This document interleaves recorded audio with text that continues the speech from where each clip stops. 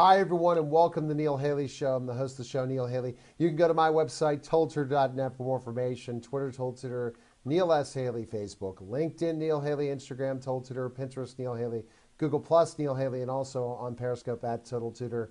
And when I'm recording so many television shows in one day, this is my sixth guest. I have one more to go and almost a 4-hour TV studio appearance.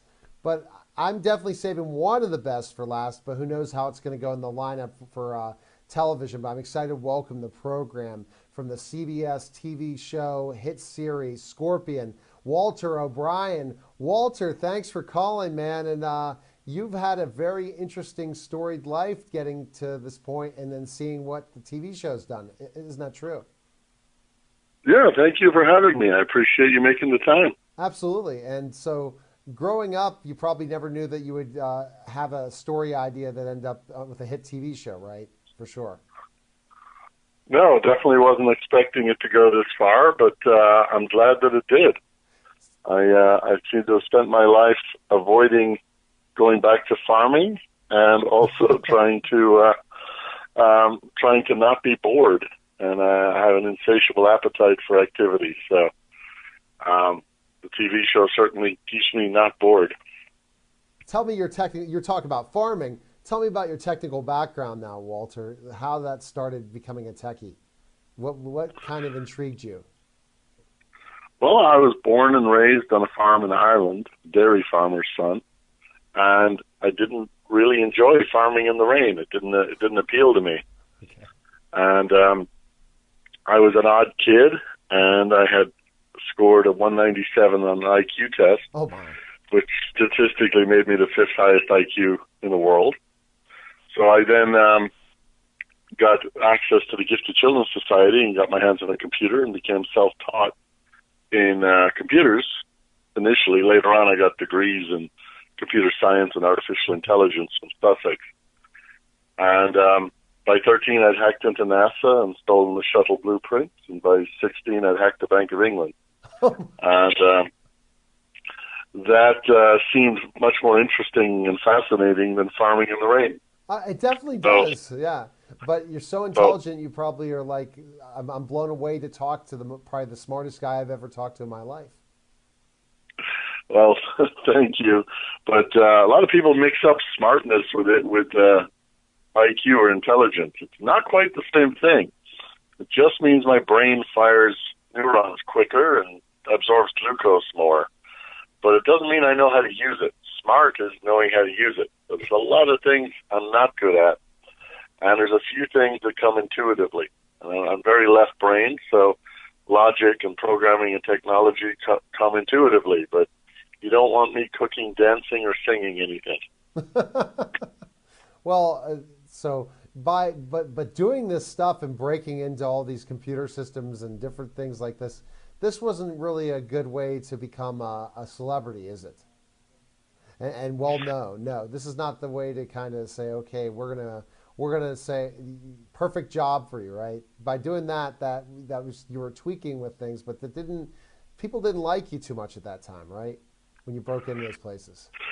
Correct. No, I mean, I was heavily bullied in both school and in high school. Mm-hmm. I didn't really start being accepted until I got to university level, and I was with people kind of at my own cognitive speed. But even a TV show, if we made a TV show just about hacking, I think people would tune out, or it would be a documentary on the Discovery Channel, as opposed to one of the number one TV shows on the air. And the reason for it is a phenomenon I discovered early on. I started a company at 13, and I hired my friends who were all prodigies. Oh, wow. And I realized very quickly that, in general, the higher their IQ, the lower their EQ. EQ being emotional quotient, common sense, social skills, bedside manner, street smarts. Mm-hmm. And the higher someone's IQ academically, the harder it is for them to relate to people around them. Okay. So they're worse at the EQ. So your IQ doesn't change, but you can change your EQ. And by changing your EQ a little bit, it affects your whole life. Cornell University came out with a study recently saying 85% of someone's success is their EQ, 15% their IQ, so I should have been screwed. But you didn't, because I guess, now think about when you said hacking, and just now we're hearing about all the hacking in our governments happening on a regular basis. Walter, you should be talking to the federal government right now saying, what are you guys doing that your email's being hacked so easily and stuff like that? Was it like just a fun little thing for you to say, let me see if I can break into this system? This is before, think of the days of war games, and when the movie War Games, and how he broke into the computer system of the government, and that one thing. But the hacking idea, did you say by tweaking and playing around with things, you figured out how to hack different programs and get into different systems? Well, let's see. There's a few questions in that. Firstly, I spent a good portion of last month in Washington at all the various three-letter agencies, dealing with a proposal of asking Scorpion, since I'm now, I think, the most renowned hacker in the U.S. in terms of 26 million fans. Yes. To build something Scorpion couldn't hack into, kind of like a Manhattan Project 2.0. Okay. Where we take all the best techniques we know and put them all in one box, and then prove that we can't get into it, and that all the hacks that have affected the government in the last 3 years, we backtest those and prove that those wouldn't have worked. Effectively building the first bank vault for data. And I think right now, the reason data is being stolen and people are being hacked is they're storing the data under their mattress, to use the analogy of money, and it's easy to steal. But if we actually built them a Wells Fargo, it might get a little harder to steal. So that's one piece. In terms of learning hacking is really just a mentality. It's a mindset. It's seeing what's not there rather than seeing what's there. And it starts with understanding intuitively how computers work and how they're coded and how programmers write code. Then it's easy for you to say, I bet the programmer never thought of this. I bet he didn't account for that. I bet if I make this variable blank, it'll probably crash this security server. And you're basically seeing what's not there, because you can see the whole universe. You can see what they didn't think of. So that's good that the government's contacting you. I'm glad to hear that, and that they're using your expertise in so many ways. And I want to get to the show Scorpion in the second segment, but I'm very, very interested in the fact of how people are able to look at computer programming and code and figure it out. And once you understand code, because of it's like a foreign language, then it's just like, how can I maneuver through it, as you were telling me? That's interesting. So computer code, is it like the beautiful mind for you, Walter? You look at computer code and it kind of just turns out English for you?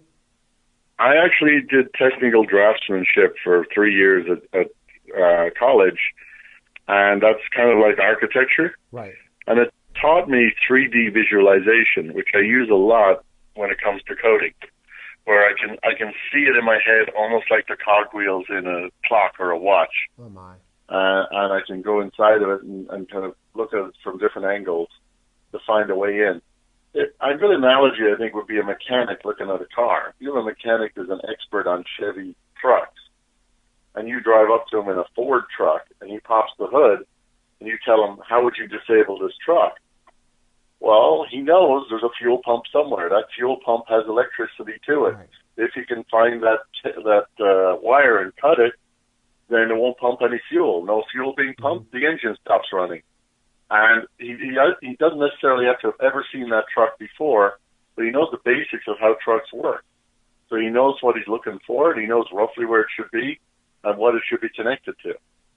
And he's probably got 20 ways of disabling that truck, Definitely. Or at least its brakes. I mean, I can't. Fascinating to say the least about how you're able to figure all that stuff out. And you said you started your company at 13 years old, hired specific people, and part of the whole company's goal is to help protect others from someone like you, right? Correct? Correct. It's basically a home for the mentally enabled. It's an orphanage for smart people because they don't fit in anywhere else in society. And the EQ stuff I was talking about, we actually went out and deliberately hired people who have high EQ. psychologists, and elementary school teachers. And we call them the super nanny. So they babysit the geniuses and the customers. Now we have the best communicators working with the best thinkers. And a lot of the best thinkers suck at marketing, branding, sales, legal, taxes, accounting, all these areas they consider superfluous. So we have groups and companies that do those things very well. So we're kind of like an incubator for smart people where they can just come in and say, you're just paid to think. You just do the thing that you're good at, and all the other paperwork someone else will take care of. Interesting.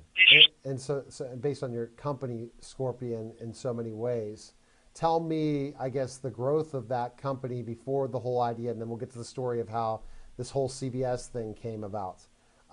So you started the company, and tell us about that growth. So we started a company, and when we started, it was kind of like Geek Squad. I was just running around on bicycles because we couldn't afford cars. We were under 16. And we were just fixing bad floppy disks and printers and backing people's stuff up and so on. So it was, non-glamorous work. Then as those companies got to know us and they grew, because this was 1988, they started getting into supply chain management and shop floor planning and shipping containers and, e-commerce systems and credit card processing. And we just grew with them and got very good at any big math, any system where you lose billions of dollars per hour if the systems are offline. Okay. So we did that. And then an unusual thing happened. Our high net worth customers that privately own some of the businesses, and we had 44 billionaires and 5 royal families as clients, they started asking us to solve problems that weren't technical, like their daughter got kidnapped, or their mom has throat cancer, and they want us to research all non-FDA approved solutions outside the U.S., or their son has anorexia. Can we look up all food that's high in fat and calories, but is odorless and tasteless? Can we choose a winning racehorse based on his DNA? Can we make their book a New York Times bestseller by figuring out how that ranking system works? So people started hiring us for this stuff, and we opened up a business called conciergeup.com. Because normally you concierge down things that are too simple to do yourself. Now you can concierge up things that are too complicated to do yourself. So we tell people, if you want to search something, type it in Google. If you want it to happen, type it in Concierge Up. And what happened was we started running out of geniuses. Okay. So I got the geniuses together and I said, now I have a funded problem. How do I find more geniuses? And they said, if you write a book, the millennials won't read it. If you make a movie, they'll forget your name in 6 months. But if you replace CSI as the #1 show on the air for the next 10 years, not only will the geniuses come find you, but all the 12-year-olds out there will grow up studying computer science and artificial intelligence, and in 10 years come and join the actual company. And so that's what we did. Oh, wow. So, Walter, when we get back, we're going to talk more about that. And so that's only a genius would come up with that idea, Walter. So, I mean, different things wouldn't work. And you got, again, your research team, it must be phenomenal because they went and came up with all these different ideas. And you're definitely the think tank to come to. You're watching the Neil Haley Show. When we get back, more with Walter O'Brien from the hit TV show Scorpion. We'll be back in just a moment.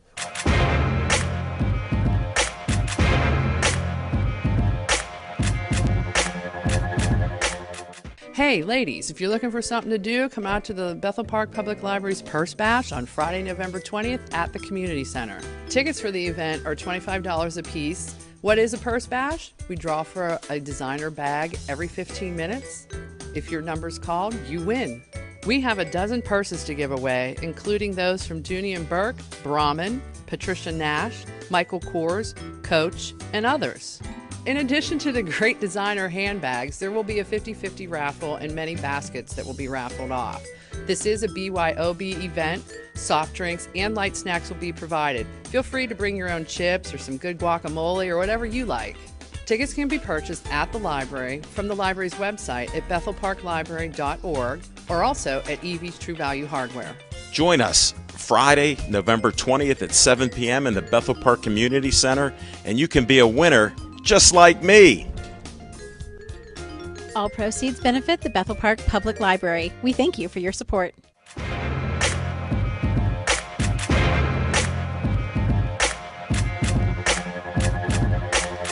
We're back to the Neil Haley Show on the Toltecation Network. Again, Tolter.net for more information. Twitter, Tolter, Neil S. Haley, Facebook, LinkedIn, Neil Haley, Instagram, Tolter, Pinterest, Neil Haley, Google+, and on Periscope at Tolter. And I'm with Walter O'Brien from the hit TV CBS show Scorpion. And so you were going to replace CSI. So when people told you that idea, were you hesitant to say that really could happen? Well, we knew the odds. We knew the number of scripts that get reported to or sent into a studio all the way to getting on the air and then staying on the air is probably 1,000,000 to 1 shot. So, but so is taking a startup technology company all the way to IPO, which we've done before as well. So basically we're like, okay, how do we reduce the odds of that? Well, if we took the producers of Transformers, Spider-Man, and Star Trek, put them with the director of Fast and the Furious, and use the writers from Sopranos, Prison Break, and Hostages. Oh my gosh! And put them all together. That might increase our odds a little bit. It would. And so that's what we did. And you know, why pay for a marketing and branding campaign when you can have one that pays you? So it made a lot of sense. And we needed those writers because, again, if we made it all technically accurate, it would be a really boring show. Yes. So we needed someone to mix in car chases, explosions, romance, guns, and sense of humor, while still carrying the message across that it's cool to be smart and that every problem has a solution. So that kids will want to be the next high-tech James Bond. And I would be Q because I would provide the gadgets to the show. And that's what we did. And it just kept mushrooming from there, and it worked out. And yeah, we beat NCIS and CSI in the ratings several times now. Oh, now tell us specifically the premise of the show. I have not watched it, Walter. I'm going to definitely go this weekend with my wife and say, okay, it's on DVR, you know, on demand. Let's watch it now. And then I'll have to see if you're connected via social media and say, okay, I finally watched this. CBS is perfect because you got the Big Bang Theory. You got different shows that very highly intelligent people watch CBS. So you picked the right station, too. Was that pretty easy as well to know that CBS would be the perfect spot? They were the number one station. They also had the most family watching, and we became a family event on Mondays. Kids would make their parents sit down and watch it with them, and then discuss EQ lessons at the end of the show. And as we said earlier, if EQ is responsible for 85% of your success, they don't teach it, and they don't teach it in schools, then it's probably a good idea that kids discuss it with their parents as a topic in itself. And the premise of the show is not where we are now as a company, it's how we started. So it rewinds back 20 years, and it shows me and a couple of people who are inspired by real friends of mine who still work with me in the company. Oh, wow. And you get to see that how those people sometimes can't see the forest for the trees. Mm-hmm. So it's kind of like a dysfunctional family of superheroes, so they're likable. Okay. And their OCD and germophobia and gambling habits and everything else are an exaggeration of all of our flaws. Everyone has flaws in these areas, just with prodigies it's on steroids. And then Catherine McPhee is on the show as a single mom whose son she thought was autistic is actually a genius. And she is the normal one teaching them how to relate to the world. So she's the first super nanny. And that's what you have in your company. As you talked about before, you hire these people to babysit the geniuses that can literally do the work, but yet if it's relate to a deadline, specifically being on time for certain things or hygiene or certain things, that's what you need the babysitter for. Somebody has to herd the cats because they don't speak human too well. I work with Asperger's kids, and I coach one that's in college, and he's so brilliant. Yet giving him the idea of a deadline or certain things like that, and he's like, really? So I understand, especially a major company, that millions and millions and millions of dollars or even billions are involved to do that. So when you got all those people together, you really kind of circumvented the system, saying, I'm going to get the most talented people from all these shows that were successful together to help put this together. So you send this project to CBS and different stations. So you really eliminated the odds, but that's a lot of money to start out to pitch these people these ideas, right? And talk to the people from these different shows that have had success to come on board with you. Right, but Scorpion's one of many companies I own, and we've done $1.3 billion in revenue. Yeah. So it was, we had the budget. You're always looking to grow, right? What's the next thing? So so if I would say to you and get your think tank team together, you could come up with any business idea for any company in the world, couldn't you, to grow to the next level? Correct. Basically, that's the whole point. I'm an affordable Santa Claus for any project over $5,000. I don't charge for my time anymore because I'd be $300,000 an hour and nobody would talk to me. Yeah. And my guys average $150 an hour, so they're very affordable. And it's like a retainer at a law firm. You can even get your money back if you don't use it.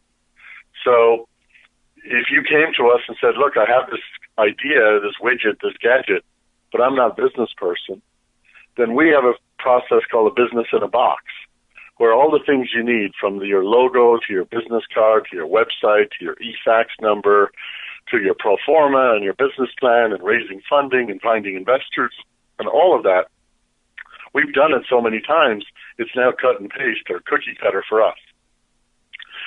So rather than you trying to do it for the very first time on your own.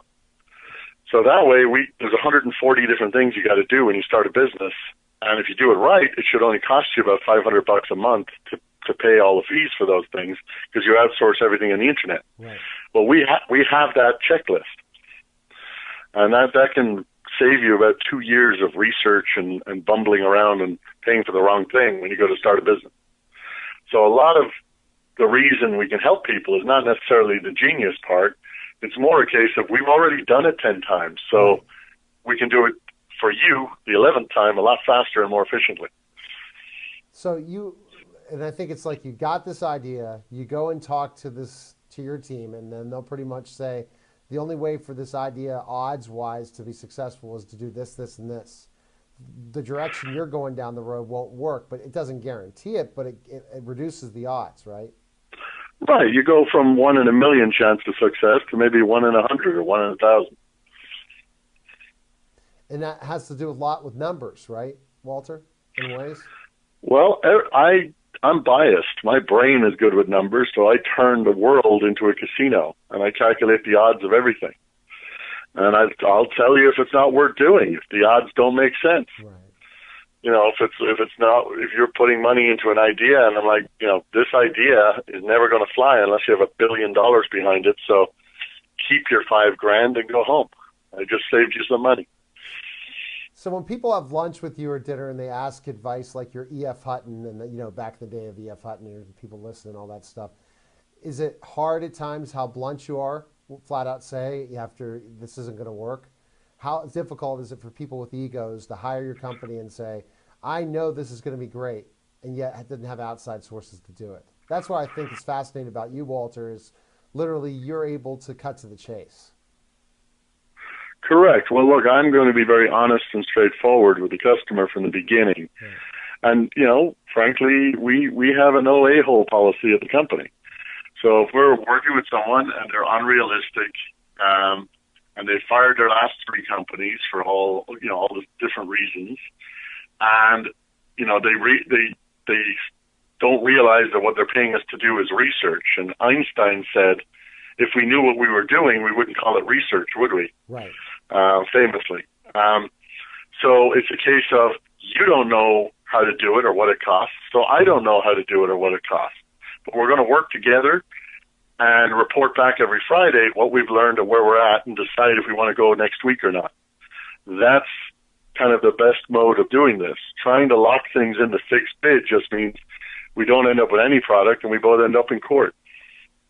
And so the whole structure of how we work is very honest from the beginning, and hope that the customer appreciates that. And if they don't, there's plenty of other companies that'll lie to them, take their money, and then end up in court arguing over a fixed bid contract, where both people agreed on a number for something that they hadn't even got the requirements for yet.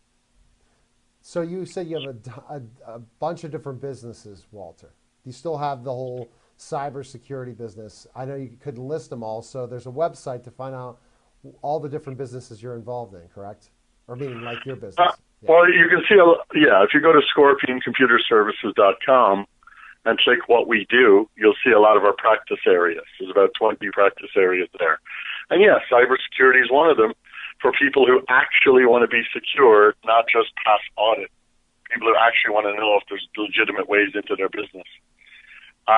We opened up ScorpionStudiosInc.com. Okay. And what we do is the tech advisory work to companies and movies, like the next Spider-Man movie with Sony. And we would help them design everything from weapons to the bad guys' suits to the research for the scripts. And we have other big-name studios that use us for that, where the writers don't want to go off for 3 months and start researching nuclear energy devices. That we can just bring in a nuclear energy expert in 4 hours and give him the language he's looking for. And sometimes they just, the way I phrase it is, nobody remembers the individual James Bond movies, but everyone remembers the gadgets. So if you want to make your movie or your show or your story cooler with gadgets no one's ever seen before, we know what the state-of-the-art gadgets are. And we can make them realistic. You're always that's another business that we do. You're always evolving and probably coming up with a new business, aren't you, Walter? Whenever it makes sense, we'll spin out a new business. For a lot of our government work now, it's going to get very interesting as we do more and more cyber. You know what I also find fascinating about this whole story is the best PR for you was Scorpion, and you get paid for it. So go figure. Only geniuses would come up with that, Walter. So I'm impressed, and I can't believe you took 26 minutes to take the time to talk to me. That would be a high price tag for me as well. And I think you're a brilliant man, and congratulations on all your success. And I tell you, I'm going to keep in touch, and never know if I want to pick up that phone call and have you back on again to get some free advice. But you're definitely showing me that odds are important before making decisions, and technology and research and having the right team around. Best place again, website for you again? ScorpionComputerServices.com, or type your funded wish into conciergeup.com. And you have all of your social media links on the website as well, correct? I'm easy to find, yep. Okay. Well, thanks for taking the time. I appreciate it. Thank you. All right. That was Walter O'Brien. And oh my gosh, I just, again, have been amazed. Can't wait to watch Scorpion this weekend now, and then have to tweet him out or Facebook him or send his publicist an email saying, what a genius. You know, people always talk about Donald Trump being a genius. This man was a genius. So great Neil Haley show. See you guys next week. Good day, everyone.